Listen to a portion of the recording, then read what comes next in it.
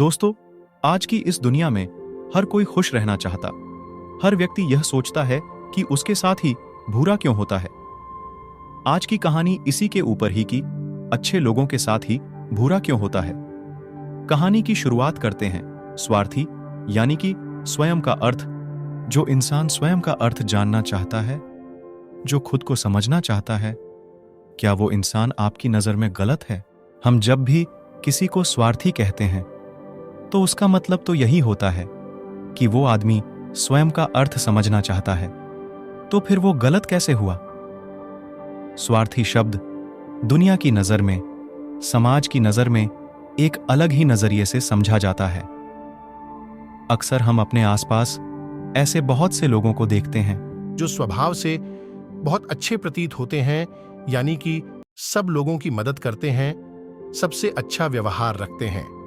लेकिन इसके साथ हमने ये भी देखा होगा कि ऐसे लोग जो स्वभाव के अच्छे होते हैं, दूसरों की मदद करते हैं, वो दुखी भी ज्यादा रहते हैं, और जो लोग स्वार्थी होते हैं वो फलते फूलते चले जाते हैं। तो ऐसे में परमात्मा की सत्ता पर उंगली उठाना निश्चित है।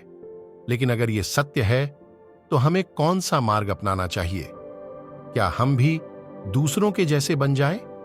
पता नहीं आप में से कितने लोग ये मानते हैं कि अच्छे लोग जीवन में बहुत दुखी रहते हैं। लेकिन इसके पीछे का सत्य क्या है? अगर हम इसके पीछे का सत्य नहीं जानेंगे, नहीं पहचानेंगे, तो कहीं ना कहीं हमारा अवचेतन मन भी बुराई की तरफ झुक जाएगा। इसीलिए अपने मन में ऐसे विचार पनपने से पहले इस बात की पूरी सच्चाई, पूरा निष्कर्ष निकाल लें, ताकि भविष्य में आपको अपने अच्छे होने पे पश्चाताप ना हो, दुख ना हो।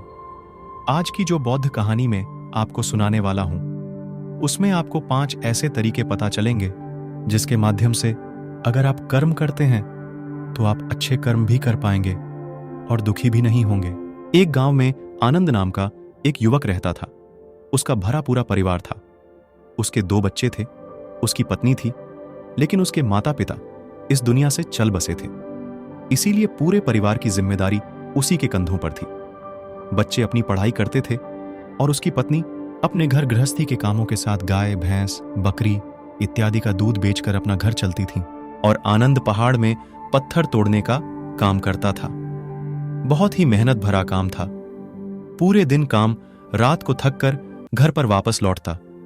लेकिन इतनी मेहनत करने के बाद भी अगर आनंद को गांव का कोई भी आदमी मदद के लिए बुलाता तो आनंद कभी भी मना नहीं करता था।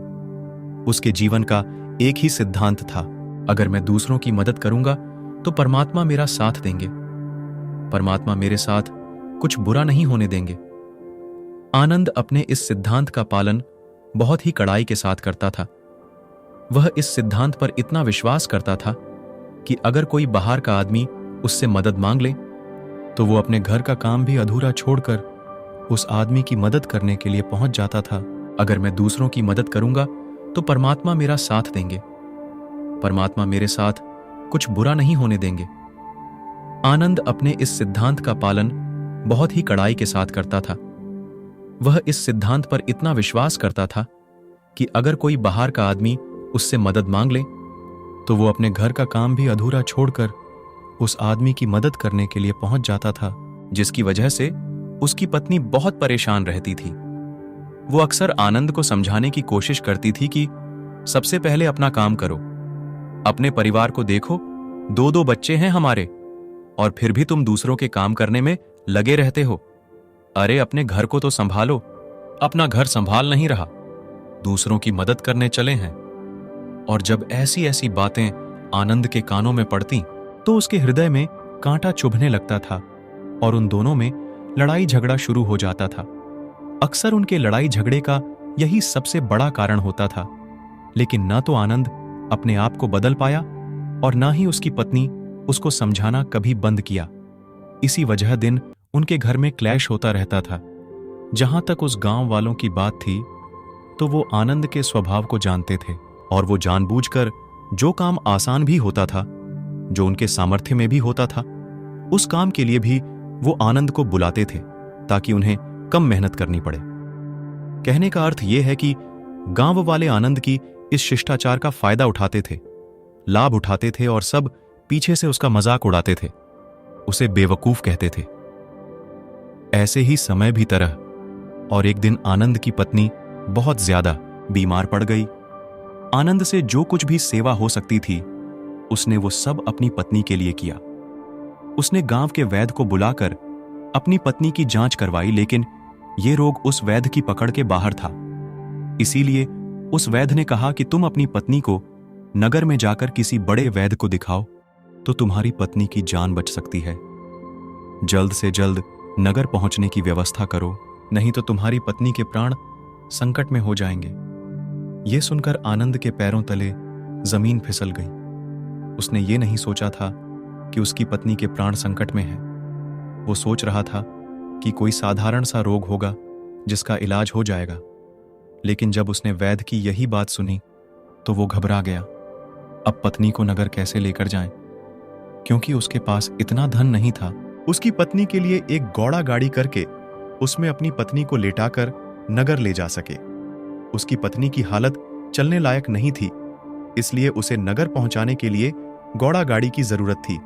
संयोग से उसके पड़ोसी धनमू के पास एक घोड़ा गाड़ी थी। वो अक्सर व्यापार के लिए अपनी घोड़ा गाड़ी नगर में लेकर जाया करता था। इसीलिए आनंद के मन में विचार आया कि मैं धनमू की घोड़ा गाड़ी ले सकता हूं। मैं धनमू की इतनी मदद करता हूं, कभी उसके काम को नहीं टालता, तो वो तो मेरे काम को कभी मना ही नहीं कर सकता। और यही सोचकर वो घोड़ा गाड़ी लेने के लिए धनमू के पास पहुंच जाता है। लेकिन धनमू बहुत ही चालाक इंसान था। वो बिना किराए के अपनी घोड़ा गाड़ी अपने सगे संबंधियों के लिए भी नहीं ले जाता था। तो आनंद की तो दूर की बात रही। जब आनंद ने उससे घोड़ा गाड़ी के बारे में पूछा तो उसने ये कहकर उसका ये काम टाल दिया कि मेरे घोड़े बहुत ज्यादा बीमार हैं, वो शायद बच भी मुश्किल से पाएंगे। 5 दिनों से वो कुछ नहीं खा रहे, तो ऐसे में बेचारा घोड़ा गाड़ी लेकर कहाँ नगर तक पहुंच पाएगा। हाँ, अगर तुम कुछ धन की व्यवस्था कर सकते हो तो मैं अपने एक मित्र की घोड़ा गाड़ी तुम्हारे लिए मंगवा सकता हूं। यह सुनकर आनंद परेशान और चिंतित हो गया, क्योंकि उसके पास धन तो था ही नहीं। इसका मतलब उसकी पत्नी बड़े नगर में वैद्य के पास इलाज के लिए पहुंच ही नहीं पाएगी। उलझन भरे हुए विचार लिए हुए जब आनंद वापस आ रहा था तो उसने एक दिल दहलाने देने वाला दृश्य देखा। उसने देखा कि धनमू के घोड़े, जो धनमू के अनुसार बीमार थे और कुछ खा भी नहीं रहे थे, वहीं घोड़े गांव का ही एक युवक उसकी बाड़ से खोलकर बाहर ला रहा था और गाड़ी में उसको जोत रहा था। यह देखकर पहले तो आनंद को कुछ समझ में नहीं आया। उसके बाद जब आनंद ने उस युवक से पूछा तो उसने बताया कि धनमू ने यह घोड़ा गाड़ी उसे किराए पर दी है। यह सुनकर आनंद का दिल टूट गया। उसने कभी सपने में भी नहीं सोचा था कि उसका सबसे अच्छा मित्र धनमू उसके साथ ऐसा कर सकता है। हालांकि यह इस बात पर दुखी होने का वक्त नहीं था, इसीलिए आनंद वहां से जल्दी से लौट जाता है और गांव के ही एक सेठ के पास जाकर कुछ धन उधार लेकर धनमू को दे देता है। धनु अपने मित्र की घोड़ा गाड़ी मंगवा देता है, जिसके बाद वो अपनी पत्नी को वैद्य के पास नगर में ले जाता है।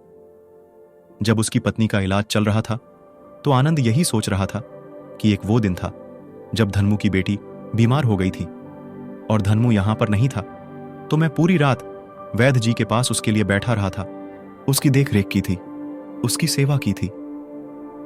इतने दिनों तक धनमू नहीं आया था, तब मैं ही उसके परिवार की देखरेख किया करता था। हाय, कैसा दुर्भाग्य है ये, जिसके लिए मैंने इतना कुछ किया। उसने एक घोड़ा गाड़ी देने से मुझे मना कर दिया, और वो भी तब जब मेरी पत्नी जिंदगी और मौत के साथ खेल रही थी। कुछ देर बाद वैद्य बाहर आकर आनंद को एक बहुत बुरी खबर देता है। वो आनंद को बताता है कि उसकी पत्नी को कर्क रोग हो चुका है